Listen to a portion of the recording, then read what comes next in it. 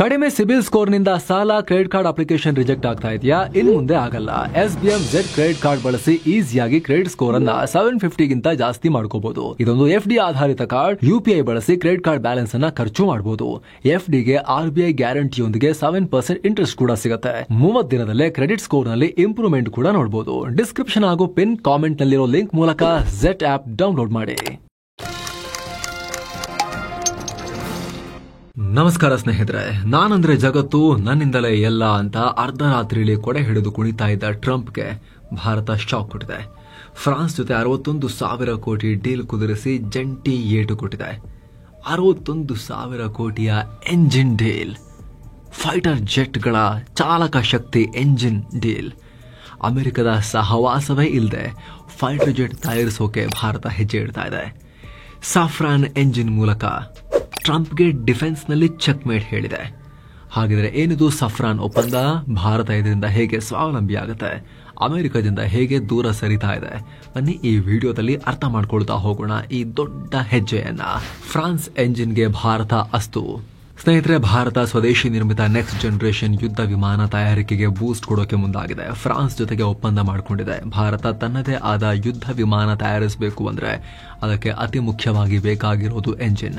ಆದರೆ ಎಂಜಿನ್ ತಯಾರಿಕೆ ತುಂಬಾ ಕಷ್ಟ. ಈಗ ಆಲ್ರೆಡಿ ಕಾವೇರಿ ಎಂಜಿನ್ ಪ್ರಾಜೆಕ್ಟ್ ಮೂಲಕ ಭಾರತ ಪ್ರಯತ್ನ ಪಟ್ಟಿತ್ತು, ಆದರೆ ಸಕ್ಸಸ್ ಕಂಡಿರಲಿಲ್ಲ.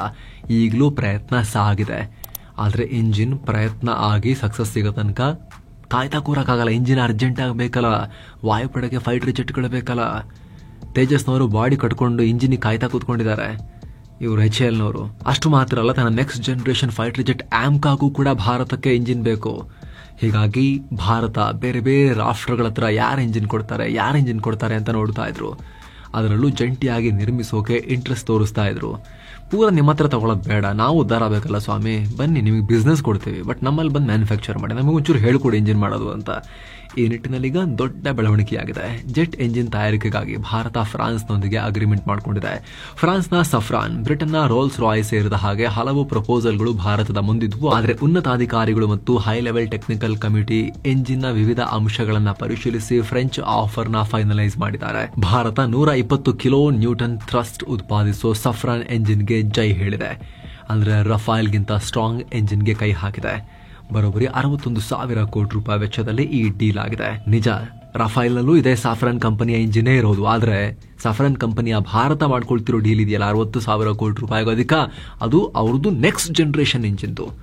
ಭಾರತದ advanced medium combat aircraft AMCA ಜೆಟ್ಗಳಲ್ಲಿ ಈ ಎಂಜಿನ್ ಬಳಕೆ ಮಾಡಲಾಗುತ್ತೆ ಅನ್ನೋ ಮಾಹಿತಿ ಇದೆ.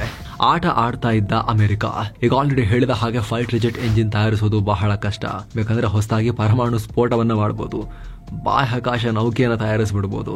ಆದ್ರೆ ಜೆಟ್ ಇಂಜಿನ್ ತಯಾರಿಸೋದು ನಮ್ಮ ಕೈಲಾಗಿರ್ಲಿಲ್ಲ. ರಾಕೆಟ್ ವಿಚಾರದಲ್ಲಿ, ಮಿಸೈಲ್ಗಳ ವಿಚಾರದಲ್ಲಿ ಸೂಪರ್ ಪವರ್ ಆದ್ವಿ, ಆದ್ರೆ ಇಂಜಿನ್ ಎಲ್ಲ ಮಾಡ್ಕೊಂಡ್ವಿ. ಆದ್ರೆ ಫೈಟರ್ ಜೆಟ್ ಇಂಜಿನ್ ನಮ್ಮ ಕೈಲಿ ಮಾಡ್ಕೊಳಕ್ಕಾಗಲಿಲ್ಲ.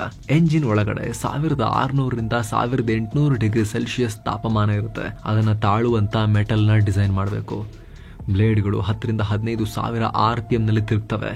ಅದಕ್ಕೆ ತಕ್ಕನಾದ ಮಿನಿಯೇಚರ್ ಕಾಂಪೊನೆಂಟ್ ಗಳನ್ನ ಡೆವಲಪ್ ಮಾಡಬೇಕು. ರಾಕೆಟ್ ಮಿಸೈಲ್ ತರ ಒಂದ್ಸಲಿ ಹಾರಿಸಿ ಡಮ್ ಅನ್ಸದಂಗಲ್ಲ ಇದು. ಫೈಟರ್ ಜೆಟ್ಗಳು ರೀಯೂಸಬಲ್, 16 ವರ್ಷ ಕೆಲಸ ಮಾಡಬೇಕು. ಆ ಇಂಜಿನ್ಗಳು ತಾಳ್ಕೋಬೇಕು ಅಷ್ಟು ಟೈಮ್ ಅದನ್ನೆಲ್ಲವನ್ನ, ಆ ಪ್ರೆಷರ್ ಅನ್ನ, ಹೀಟ್ ಅನ್ನ ಆ ತರ ಡೆವಲಪ್ ಮಾಡಬೇಕು. ಸ್ವಲ್ಪ ವ್ಯತ್ಯಾಸವಾದ್ರೂ ಇಡೀ ವಿಮಾನವೇ ಡಮ್ ಅಂದ್ಬಿಡುತ್ತೆ. ಇದಕ್ಕೆ ದಶಕಗಳ ರಿಸರ್ಚ್ ಬೇಕು. ಹೀಗಾಗಿ ಅಮೆರಿಕ, ಬ್ರಿಟನ್, ಫ್ರಾನ್ಸ್, ರಷ್ಯಾ ಬೆರಳೆಣಿಕೆಯಷ್ಟು ರಾಷ್ಟ್ರಗಳು ಮಾತ್ರ ಜೆಟ್ ಇಂಜಿನ್ ತಯಾರಿಸೋ ತಾಕತ್ತನ್ನ ಹೊಂದಿವೆ. ಚೈನಾ ಕೂಡ ಬೇರೆ ರಾಷ್ಟ್ರಗಳಿಂದ ಟೆಕ್ನಾಲಜಿಯನ್ನ ಕದ್ದು ಕಾಪಿ ಮಾಡಿ ತಂದು ಅಂತ ಹೇಳ್ಕೊಂಡು ಲೇಬಲ್ ಹಾಕೊಂಡಿದೆ. ಆದ್ರೆ ನಮಗೆ ಕದ್ದು ಕಾಪಿ ಮಾಡೋಕ್ಕೂ ಇದುವರೆಗೂ ಆಗಿಲ್ಲ. ಭಾರತ ಈ ಮೊದಲು ಕಾವೇರಿ ಇಂಜಿನ್ ತಯಾರಿಸೋಕೆ ನೋಡ್ತಾ ಇತ್ತು. ಆದ್ರೆ ಕಾವೇರಿ ಇಂಜಿನ್ ಫೈರ್ ಅಪ್ ಆಗಿ ಜೆಟ್ಗಳು ನಮ್ದು ಹಾರ್ಲೇ ಇಲ್ಲ. ಈಗಿನ ಜೆಟ್ ಇಂಜಿನ್ಗಂತೂ ಏನಿಲ್ಲ ಅಂದ್ರೂ 120ರಿಂದ 130 ಕಿಲೋ ನ್ಯೂಟನ್ಗಿಂತ ಹೆಚ್ಚಿನ ಥ್ರಸ್ಟ್ ಬೇಕು. ಆದ್ರೆ ಕಾವೇರಿಲಿ ಕೇವಲ 30 ಕಿಲೋ ನ್ಯೂಟನ್ ಥ್ರಸ್ಟ್ ಅಷ್ಟೇ ಅಚೀವ್ ಮಾಡೋಕ್ಕಾಗಿತ್ತು. ಕಾವೇರಿ ಎಂಜಿನ್ ತೂಕ 1100 kg ಅಂತ ಟಾರ್ಗೆಟ್ ಹಾಕೊಳ್ಳಲಾಗಿತ್ತು. ಆದ್ರೆ ಎಂಜಿನ್ ಪ್ರೊಟೋಟೈಪ್ ತೂಕನೇ 50% ಜಾಸ್ತಿ, 1423 kgಗೆ ರೀಚ್ ಆಗಿತ್ತು. ಹೆವಿ ವೇಟ್ ಆಗ್ಬಿಟ್ಟಿತ್ತು. ಅಲ್ಲದೆ ಜಾಸ್ತಿ ಹೀಟ್ ಕೂಡ ಹ್ಯಾಂಡಲ್ ಮಾಡಕ್ ಆಗ್ತಾ ಇರಲಿಲ್ಲ. ಎಂಜಿನ್ ನ ಕೋರ್ ಕೂಡ ಸಮಸ್ಯೆಯನ್ನ ಹೊಂದಿತ್ತು. ಇದರಿಂದ ಕಾವೇರಿ ಎಂಜಿನ್ ನ ಮಾಡಿಫೈ ಮಾಡಿ ಅನ್ಮ್ಯಾನ್ಡ್ ಏರಿಯಲ್ ವೆಹಿಕಲ್ ಗಳಲ್ಲಿ, UAV ಗಳಲ್ಲಿ, ಡ್ರೋನ್ ಗಳಲ್ಲಿ ಬಳಸೋಕೆ ಭಾರತ ಚಿಂತಿಸ್ತಾ ಇದೆ. ಆದ್ರೆ ಇತ್ತ ಚೀನಾ ಪಾಕ್ ಕಾಟಕ್ಕೆ ನಮಗೆ ಅರ್ಜೆಂಟ್ ಆಗಿ ಎಂಜಿನ್ ಬೇಕಲ್ಲ ಸ್ವಾಮಿ. ಮುಂದಿನ ದಶಕ ಒಂದರಲ್ಲೇ ಸುಮಾರು 250 ಹೊಸ ತಲೆಮಾರಿನ ಜೆಟ್ ಎಂಜಿನ್ ಗಳ ಅವಶ್ಯಕತೆ ಇದೆ. ಹೀಗಾಗಿ ಸದ್ಯಕ್ಕೆ ವಿದೇಶಿ ಎಂಜಿನ್ ಗಳನ್ನೇ ಬಳಸೋಣ ಅಂತ ತೀರ್ಮಾನ ಮಾಡಿದ್ವಿ. ಏನು ಸ್ನೇಹಿತರೆ, ವರದಿಯಲ್ಲಿ ಮುಂದುವರಿಯುವ ಮುನ್ನ 7 ಸೈನ್ಸ್ ಟೂರಿಸಂ ಕಂಪನಿ ಶಿರಡಿ ಹಾಗೂ 3 ಜ್ಯೋತಿರ್ಲಿಂಗಗಳ 3 ನೈಟ್ 4 ಡೇ ಪ್ರವಾಸವನ್ನ ಆಯೋಜಿಸಿದೆ. ಶಿರಡಿ ಸಾಯಿಬಾಬಾ, ಭೀಮಾಶಂಕರ, ನಾಶಿಕ್ ತ್ರಯಂಬಕೇಶ್ವರ, ಕೃಷ್ಣೇಶ್ವರ ಜ್ಯೋತಿರ್ಲಿಂಗ, ಅಜಂತ, ಎಲ್ಲೋರ ಇಲ್ಲೆಲ್ಲ ಹೋಗೋದಿರುತ್ತೆ. ಆಫರ್ ಪ್ರೈಸ್ 28,700 ರೂಪಾಯಿ ಮಾತ್ರ. ಪ್ಯಾಕೇಜ್ ನಲ್ಲಿ flight tickets, 3 star hotel stay, all meals, AC transport ವ್ಯವಸ್ಥೆ, 24/7 ಕನ್ನಡ ಟೂರ್ ಮ್ಯಾನೇಜರ್ ಸೌಲಭ್ಯ ಎಲ್ಲ ಇರುತ್ತೆ. ಹೊರಡೋ ದಿನ 28 ಜುಲೈ 2025. ಕೆಲವೇ ಸೀಟುಗಳು ಲಭ್ಯ. ಆಸಕ್ತರು ಈ ಕೂಡಲೇ ನಂಬರ್ಗೆ ಕಾಲ್ ಮಾಡಿ ನಿಮ್ಮ ಸೀಟನ್ನ ಕೂಡ ಬುಕ್ ಮಾಡಿ. ಬನ್ನೀಗ ವರದಿಯಲ್ಲಿ ಮುಂದುವರಿಯೋಣ. ಅಮೆರಿಕದೊಂದಿಗೆ ಒಪ್ಪಂದ ಮಾಡ್ಕೊಂಡಿದ್ವಿ. ಆದ್ರೆ ಅಮೆರಿಕ ಅಲ್ಲೂ ಆಟ ಆಡೋಕ್ ಶುರು ಮಾಡ್ತು. ಕೊಡ್ತೀವಿ ಅಂತ ಹೇಳಿ ಕೈ ಕೊಟ್ಟು ನಾಟಕ ಮಾಡ್ತಾ ಇದೆ. 2021 ಆಗಸ್ಟ್ ನಲ್ಲಿ ಭಾರತ 99 F404 IN-20 ಎಂಜಿನ್ಗಳಿಗಾಗಿ ಅಮೆರಿಕದ ಜನರಲ್ ಎಲೆಕ್ಟ್ರಿಕ್ಸ್ ಕಂಪನಿಯೊಂದಿಗೆ ಡೀಲ್ ಮಾಡ್ಕೊಂಡಿತ್ತು. ಎಷ್ಟು ಇಂಜಿನ್ಗಾಗಿ? 99 ಇಂಜಿನ್ಗಾಗಿ. ಅದೇ 100 ಅಂದ್ರೆ ಏನು ಪ್ರಾಬ್ಲಮ್ ಏನೋ ಗೊತ್ತಿಲ್ಲ ಅವರಿಗೆ. 99 ಅಂತ ಮಾಡ್ಕೊಂಡಿದ್ರು. ಬರೋಬ್ಬರಿ 6,000 ಕೋಟಿ ರೂಪಾಯಿ ಮೌಲ್ಯದ ಒಪ್ಪಂದ ಇದು. ಆದ್ರೆ ಇವರು ಸಿಕ್ಕಾಪಟ್ಟೆ ನಾಟಕ ಮಾಡ್ತಿದ್ದಾರೆ. ಬರೋಬ್ಬರಿ 4 ವರ್ಷ ಡಿಲೇ ಮಾಡಿ ಈಗ ಒಂದೊಂದಾಗಿ ಮಿಠಾಯಿ ಕೊಟ್ಟಂಗೆ ಕೊಡ್ತಿದ್ದಾರೆ. ಹಿಂಗೆ ಒಂದೊಂದು ಈ ಆರ್ಥಿಕ ವರ್ಷದ ಕೊನೆ ವೇಳೆಗೆ 12 ಇಂಜಿನ್ಗಳು ಬರಬೇಕು. ಆದ್ರೆ 4 ತಿಂಗಳು ಕಳೆದಿದೆ. ಜಸ್ಟ್ 2 ಇಂಜಿನ್ ಕೊಟ್ಟಿದ್ದಾರೆ ಇದುವರೆಗೆ. ಇಷ್ಟು ವರ್ಷಗಳಲ್ಲಿ 2 ಇಂಜಿನ್ ಕೊಟ್ಟಿದ್ದಾರೆ.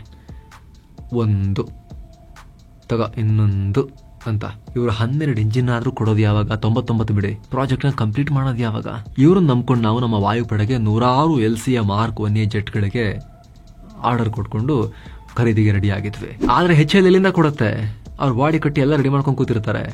ಅದು ವಿಮಾನದ ಮಾಡೆಲ್ ಅಷ್ಟೇ ಆಗುತ್ತೆ. ಹಾರಬೇಕಂದ್ರೆ ಇಂಜಿನ್ ಬೇಕಲ್ಲ, ಹಿಂದ್ಗಡೆ ಕೂರಿಸ್ಬೇಕಲ್ಲ, ಅದಕ್ಕೆ ಅದಿಲ್ವಲ್ಲ. ಎಂಜಿನ್ ಬರೋದು ಲೇಟ್ ಆದ ಕಾರಣ ಈ ಪ್ರಾಜೆಕ್ಟ್ ಕೂಡ ಸಿಕ್ಕಾಪಟ್ಟೆ ಲೇಟ್ ಆಗ್ತಿತ್ತು. ಹೀಗಾಗಿ ಈಗ ಅಮೆರಿಕದ ಸಹವಾಸನೆ ಬೇಡ ಅಂತ ಭಾರತ ಫ್ರಾನ್ಸ್ ಕಡೆ ಮುಖ ಮಾಡಿದೆ, ತನ್ನ ದೀರ್ಘಕಾಲದ ಟ್ರಸ್ಟೆಡ್ ಪಾರ್ಟ್ನರ್ ಕಡೆಗೆ. ಎಂಜಿನ್ ಜೊತೆಗೆ ಟೆಕ್ ಫ್ರೀ.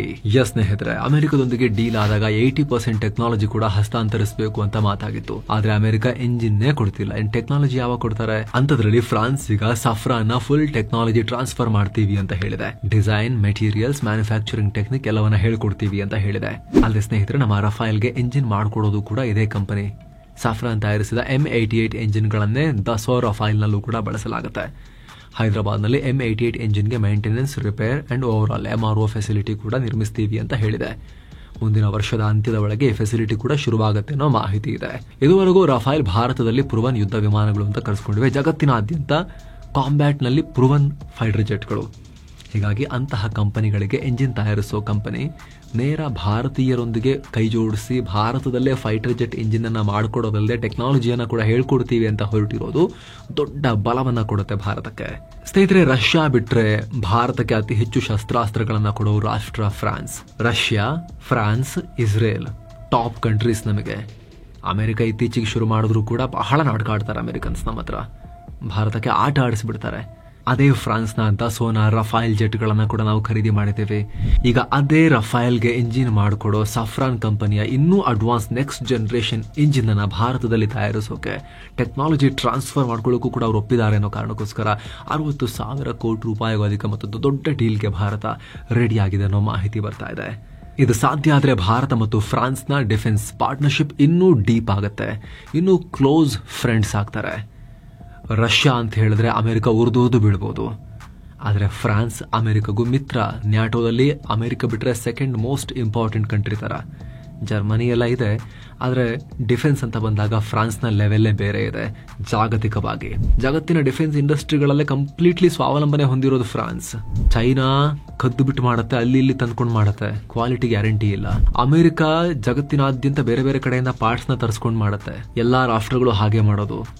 ಭಾರತ ಕೂಡ 25 ಕಡೆಯಿಂದ ಐಟಮ್ಸ್ ತರಿಸಿ ಜೋಡಿಸ್ಬಿಟ್ಟು ಮಾಡುತ್ತೆ. ಜಗತ್ತಿನೆಲ್ಲ ರಾಷ್ಟ್ರಗಳು ಹಾಗೆ ಮಾಡೋದು, ನಾವು ಮಾತ್ರ ಅಲ್ಲ.